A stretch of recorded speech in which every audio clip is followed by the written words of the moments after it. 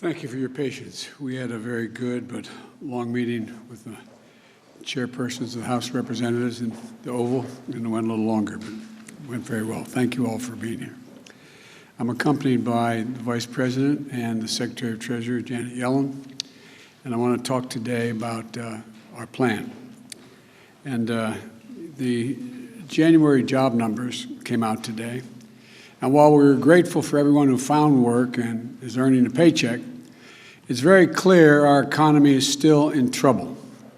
We added just 6,000 private sector jobs in the country last month. Overall, we added 49,000 jobs. And this at a time when we have more than 10 million people out of work. 4 million people have been out of work for 6 months or longer. And 2.5 million women have been driven from the workforce. 15 million Americans are behind in the rental payments. 24 million adults and 12 million children literally don't have enough food to eat. These aren't Democrats or Republicans, they're Americans, and they're suffering. They're suffering not because of anything they did. Through no fault of their own, they're suffering. Once-in-a-century virus has decimated our economy, and it's still wreaking havoc on our economy today. And so much of it is still about the virus. We're still in the teeth of this pandemic. In fact, January was the single deadliest month of the whole pandemic.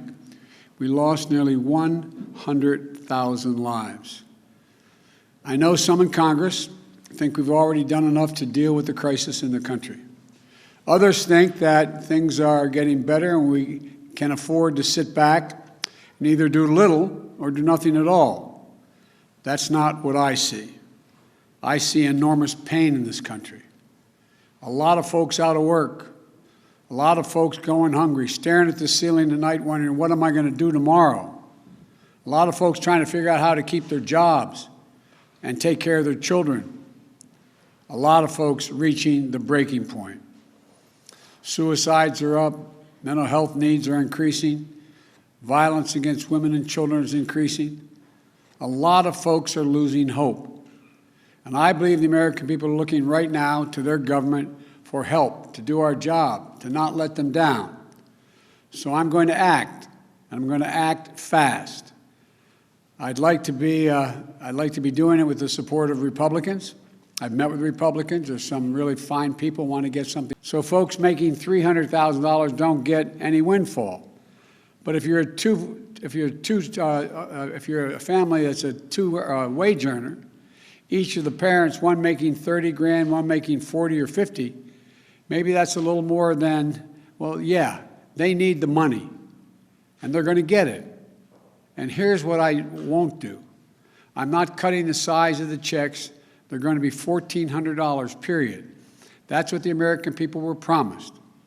Very quickly, here's the rest of my plan. It has money for food and nutrition so that folks don't go hungry. I think our Republican friends are going to support that.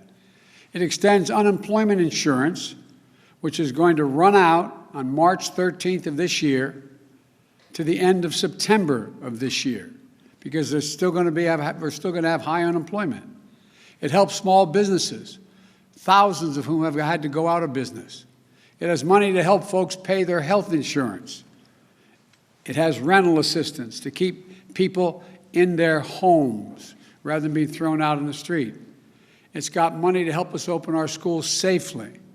It has money for child care, for paid leave. It gets needed resources of state and local governments to prevent layoffs of essential personnel, firefighters, nurses, folks who are school teachers, sanitation workers. It raises the minimum wage. It's big and it's bold, and it's a real answer to the crisis we're in. That's one more thing, and I want to say it very clearly on this, be very clear on this point. It's better economics. It not only addresses the immediate crisis we're in, it's better for the long-term economic health of our nation and our competitiveness. My plan creates more jobs, creates more economic growth, and does more to make us competitive with the rest of the world than any other plan. Don't take my word for it. Just look at what leading economists across the nation have said and in the world and across the ocean have said.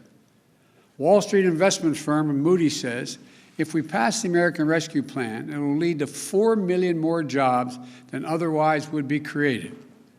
The nonpartisan Brookings Institution has looked at the American Rescue Plan and said the GDP will reach pre-pandemic projections by 2021, meaning we'll have recovered by the end of 2021. Much sooner, by the way, than if we do nothing. Look, just this week, the Congressional Budget Office projected that if we don't take action, it would take until the year 2025 to return to full employment. There's also a growing chorus of top economists, right, center, left, that say we should be less focused on the deficit and more focused on the investments we make and can make now in jobs, keeping families out of poverty, and preventing long-term economic damage to our nation. The simple truth is, if we make these investments now, with interest rates at historic lows, we'll generate more growth, higher incomes, a stronger economy, and our nation's finances will be in a stronger position as well. And the payoff won't just be in jobs, but in our global competitiveness as well, because we'll be regaining our economic strength faster. So, the way I see it, the biggest risk is not going too big. If we go too small. We've been here before. When this nation hit the Great Recession that Barack and I inherited in 2009, I was asked to lead the effort on the Economic Recovery Act to get it passed. It was a big recovery package, roughly $800 billion. I did everything I could to get it passed, including getting 3 Republicans to change their votes and vote for it. But it wasn't enough. It wasn't quite big enough. It stemmed the crisis, but the recovery could have been faster and even bigger. Today, we need an answer that meets the challenge of this crisis, not one that falls short. And that's the issue facing the country right now. What Republicans have proposed is either to do nothing or not enough. All of a sudden, many of them have rediscovered fiscal restraint and the concern for the deficits. But don't kid yourself. This approach will come with a cost. More pain for more people for longer than it has to be. Secretary Yellen talks about the scarring effect that comes with prolonged economic pain. We see that scarring effect in economic data, but more important, we can see it in the lives of people living with long-term unemployment, living in hunger, at wit's end over how to keep their jobs, take care of their kids. And then she talks about the need to alleviate long-term suffering in the economy. We can do that. We don't have to wait until 2025 to get back to full employment, which will be the case if we don't do this. Again, independent analysis from places like Moody's on Wall Street, Brookings Institution, the American Rescue Plan could achieve that by the beginning, full employment by the beginning of next year. So to me, this is what this moment comes down to. Are we going to pass a big enough package to vaccinate people, to get people back to work, to alleviate the suffering in this country this year? That's what I want to do.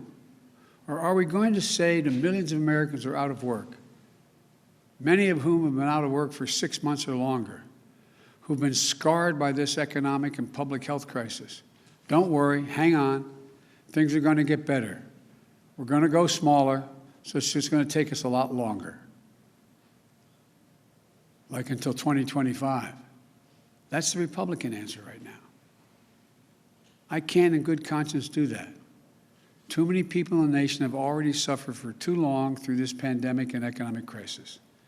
And telling them we don't have the money to alleviate their suffering, to get to full employment sooner, to vaccinate America after $8 trillion in deficit spending over the past 4 years, much of it having gone to the wealthiest people in the country, is neither true nor necessary.